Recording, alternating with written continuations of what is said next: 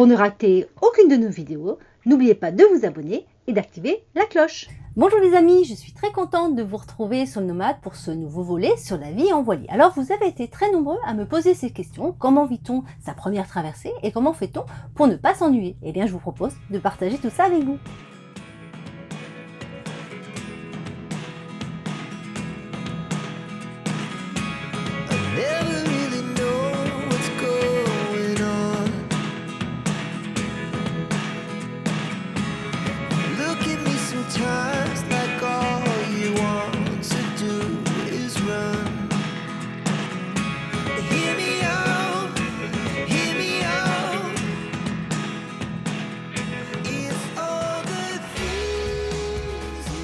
Quitter le port pour une expérience de quelques jours est à tenter et procure un vrai sentiment de liberté. L'idéal est d'attendre la bonne fenêtre météo, ce qui permet de partir dans les meilleures conditions, du soleil, petite mer et un vent parfaitement établi.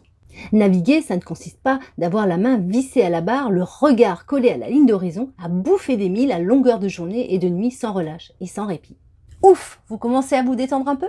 Cool. Alors pour beaucoup, la première traversée peut paraître interminable, à se demander quand va-t-on enfin arriver? Eh bien en mer, on ne peut pas toujours tout prévoir et cela peut être angoissant d'être loin des terres, entouré uniquement de bleu.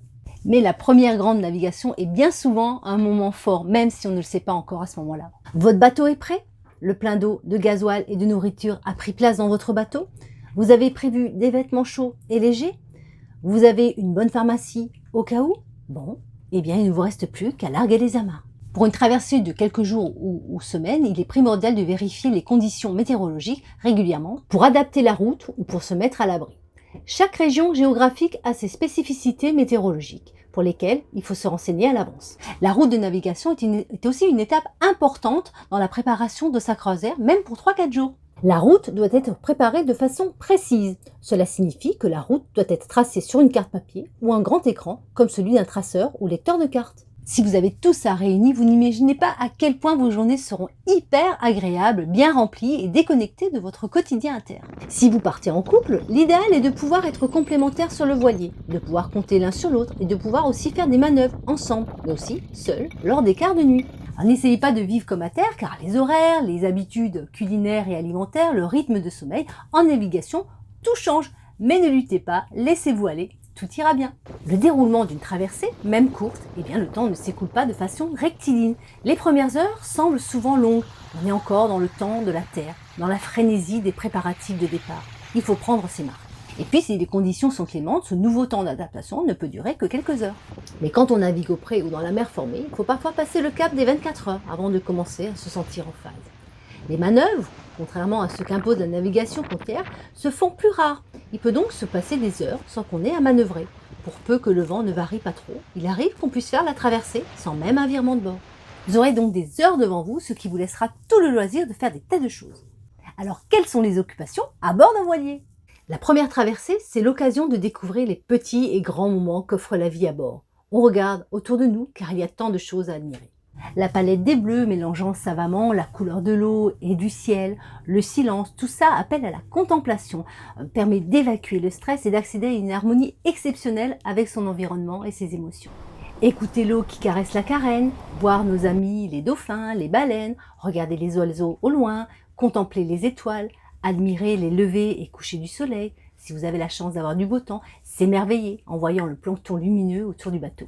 Cuisiner, lire, faire des siestes, pêcher, faire du sport, faire des activités créatives comme jouer d'un instrument de musique, apprendre à faire des nœuds marins, écouter de la musique. Finalement, il y a pas mal de choses à faire pendant une traversée. Justement, parlons cuisine. Pendant une navigation, il n'est pas toujours possible de passer beaucoup de temps en cuisine. Cela va dépendre des conditions de navigation et si vous êtes à mariner. Car les mouvements du bateau peuvent rendre certaines tâches plus compliquées si on est au pré dans une mer agitée par exemple.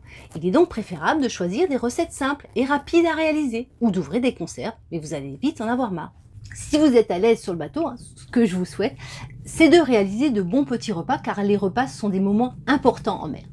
Un plat goûteux est gage de bonne humeur et de convivialité. Et navigation et bonne cuisine ne sont pas incompatibles. En tout cas, la mer, ça creuse. Le repas devient une belle parenthèse où l'on peut savourer chaque bouchée tout en se laissant bercer par les vagues.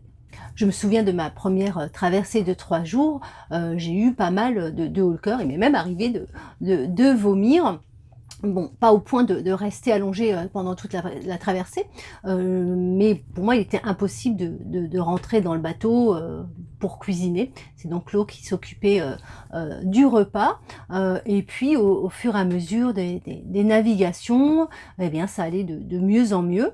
Et je me rappelle de la première fois que j'ai fait un repas pendant la traversée. J'avais fait une petite salade, donc c'était déjà une première victoire. Et puis au fil du temps, eh bien, je pouvais rentrer dans le bateau, cuisiner, même au pré. Donc ça, c'était vraiment très chouette. Et j'ai même réalisé du pain. Alors par expérience, hein, surtout en hiver, privilégiez les sucres lents. Ils tiennent plus longtemps au corps, surtout quand il fait froid. Évitez aussi les produits gras et trop acides. J'en ai fait l'expérience avec du chorizo qui est sorti aussi vite qu'il est rentré et ça m'a bien brûlé la gorge. Maintenant, chaque traversée est différente et le temps est différent. Donc ce n'est pas grave si vous n'arrivez pas à cuisiner. Vous pouvez toujours faire un sandwich, ça sera déjà une première victoire. Alors nous, sur nomades, en grande traversée, on mange pratiquement tout le temps dans des bols. C'est beaucoup plus pratique et ça permet d'éviter que tout se retrouve par terre. Pêcher et manger de sa pêche. Alors c'est vraiment un luxe de pouvoir déguster son poisson fraîchement pêché. Et puis le moment idéal, c'est le lever et le coucher du soleil pour pêcher le poisson. Mais on peut attraper du poisson à toute heure de la journée. Une ligne montée d'un leurre et d'une mitraillette, une planchette type os de sèche, ça fera le travail. On déroule la ligne et on laisse la ligne pêcher seule. Ça laisse le temps de faire autre chose à bord. Le nombre de techniques est surprenant. Il en existe une multitude. Vous pouvez aussi utiliser une canne à pêche. C'est parfois très sportif si le bateau avance assez vite et que le poisson est assez gros. Une pêche souvent pleine de surprises au vu du nombre d'espèces qu'il est possible de capturer. Vous pourrez déguster votre poisson tout frais, en faire des conserves ou en faire des rillettes. Parlons maintenant du mal de mer. Tout marin finira un jour par faire l'expérience du mal de mer. Même si ce n'est pas vous, il est inévitable que vous soyez au moins appelé à soutenir l'un des membres de votre équipage souffrant du mal de mer. On parle alors des 4 F. C'est quoi? La faim, la fatigue, le froid, la frousse. Alors se sentir nerveux à l'idée d'une traversée ou craindre d'avoir le mal de mer est la meilleure façon de le ressentir. Cette réaction corporelle naturelle est normale. Le mal de mer ne fait pas de vous quelqu'un de faible ou un mauvais marin, donc n'ayez pas honte et ne soyez pas gêné. Justement parce que selon les conditions et l'état d'esprit dans lequel on met plus ou moins de temps à s'acclimater à cet environnement mouvant. L'appréhension est souvent à l'origine du mal de mer. Il vaut mieux éviter les longs séjours à l'intérieur ou alors en position allongée. Le mieux, c'est d'être dehors, de regarder l'horizon et pourquoi pas de prendre la barre. C'est ce que je faisais à chaque fois que je sentais le mal de mer arriver. Je prenais une grande respiration, je respirais bien profondément, je regardais l'horizon ou je prenais la barre, ce qui permet de porter son attention sur autre chose. Et la plupart du temps, ça marchait très bien. Alors, mieux vaut prévenir que guérir. Si vraiment ça ne passe pas, n'hésitez pas à prendre un cachet contre le mal de mer quelques heures avant le départ si l'on se sent vulnérable. Ce qui a bien marché pour moi, c'est l'huile essentielle de menthe poivrée sur du miel et le gingembre en infusion chaud ou froid ou sous forme de pâte. Alors parlons des activités ludiques et créatives sur un voilier. Alors avoir de quoi lire à bord, ça c'est chouette, ça permet de rendre la croisière plus agréable. Les indispensables comme un livre de cuisine car manger est une des activités les plus importantes à bord. Alors afin d'éviter les fameuses pâtes à la sauce bolognaise tous les soirs, autant avoir des idées faciles, surtout que la cambuse n'est pas immense. Un livre sur la pêche, il accompagne très bien un livre sur la cuisine. Savoir reconnaître les poissons, quelles sont les zones à risque, comment les pêcher, les cuisiner. Pêcher en plus d'un loisir est une vraie opportunité de manger sain. Un livre sur les nœuds, ils permettent de faire passer le temps, de s'occuper sur de longues navigations tout en se perfectionnant. Un livre sur la faune et la flore, connaître son environnement, être curieux de ce qui nous entoure est une façon de rendre à la mer ce que nous lui devons et de prendre conscience de sa fragilité. Et puis des livres d'aventure, en mer ou à terre, qui nous font rêver et nous font frissonner. La nature est souvent notre plus grande source d'inspiration et de créativité. Faire des bracelets marins, des suspensions en bois flotté, ça occupe, c'est ludique et c'est sympa à porter. J'avais acheté un livre comment faire des bracelets marins et je me souviens que pendant une traversée de 2 jours en plein hiver, il faisait froid, il faisait gris, je me suis dit tiens je vais m'installer à l'intérieur dans le carré et puis je vais découvrir et apprendre à les faire. Vous pouvez aussi vous amuser à réaliser des produits cosmétiques et ménagers. Alors c'est un moment agréable et gratifiant. Moi je fais mes produits écologiques depuis 12 ans et depuis que je vis sur le bateau, ça fait encore plus sens, protéger la mer sans la polluer. Dormir est aussi important que de s'occuper du bateau. Je me souviens de mon premier quart de nuit, l'eau était avec moi, c'était hyper rassurant et ça m'a permis de prendre confiance en moi. Quart de nuit, les choses sont différentes. La vision nocturne, un sommeil fragmenté peut être déstabilisant. La navigation hauturière fait appel à des facultés peu utilisées dans la vie de tous les jours et on se rend compte que nous avons des ressources insoupçonnées. Alors les quarts de nuit, même si ça peut être pénible par le manque de sommeil, restent magiques pour tout ce que ça apporte. Et puis, on veille également à la bonne marche du bateau et à nos vies. C'est grisant.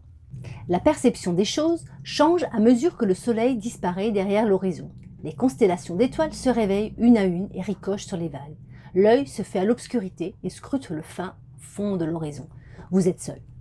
Je me souviens des dauphins qui sont passés à côté du bateau dans le plancton. On avait l'impression d'avoir des fusées phosphorescentes. C'était magique, un vrai spectacle. Faire du sport pour garder la forme. Naviguer, c'est du sport. Hisser la grande voile, tourner la manivelle de winch pour régler les voiles, tenir la barre, trouver l'équilibre dans les mouvements du bateau quand on se déplace.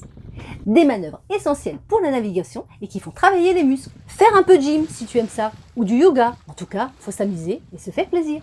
Si tu aimes nager, tu peux aussi envisager de te mettre à l'eau si le vent est tombé. Mais attention, il y a quelques précautions à prendre. Il doit toujours y avoir une personne à bord pour assurer la sécurité. Alors je me souviens m'être baignée en plein milieu du golfe de Gascogne. Ça fait très bizarre quand vous pensez qu'il y a 5000 mètres de profondeur sous les pieds.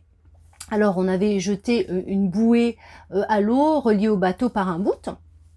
Alors ça c'est vraiment à faire si à pétole très peu de vent parce que et puis c'est une sécurité parce que si jamais le vent se lève, ben c'est très facile du coup de pouvoir soit rattraper le bout, soit la bouée. Et de toute façon, dans tous les cas, il faut toujours qu'il y ait une personne à bord. Et c'est vrai que c'est quand même vachement chouette parce que ça permet de se dégourdir les jambes et puis de se rafraîchir. Je me souviens de ma première grande navigation. On a fait des sauts de puce et des escales jusqu'à Douarnenez, puis on a pris le Ratsin et là ensuite c'était direction la Corogne en Espagne. Pour une première, j'étais excitée de découvrir la vie en mer, loin de la terre. Je n'avais aucune appréhension, ni celle d'avoir le mal de mer, ni celle de me retrouver dans une situation difficile, comme une tempête, un homme à la mer, un problème technique. Je n'avais pas encore d'expérience, mais une chose était certaine, j'avais très envie de me retrouver au milieu du bleu. L'eau avait choisi une bonne météo pour les 3 jours. C'est pendant cette première traversée que j'ai rencontré mes premiers dauphins et une baleine qui nous a accompagnés à quelques mètres du bateau lors de notre retour en France. J'ai aussi découvert l'ennui, qui passe très vite en fait, et tous ces moments de bonheur et de partage. Les quarts de nuit, je m'en souviens très bien, c'était bizarre d'avancer dans le noir.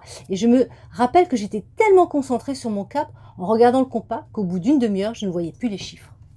Les rapports humains, les habitudes de vie, tout est différent. C'est la liberté. Vous pouvez crier, danser, chanter, vous êtes seul dans l'immensité de l'océan.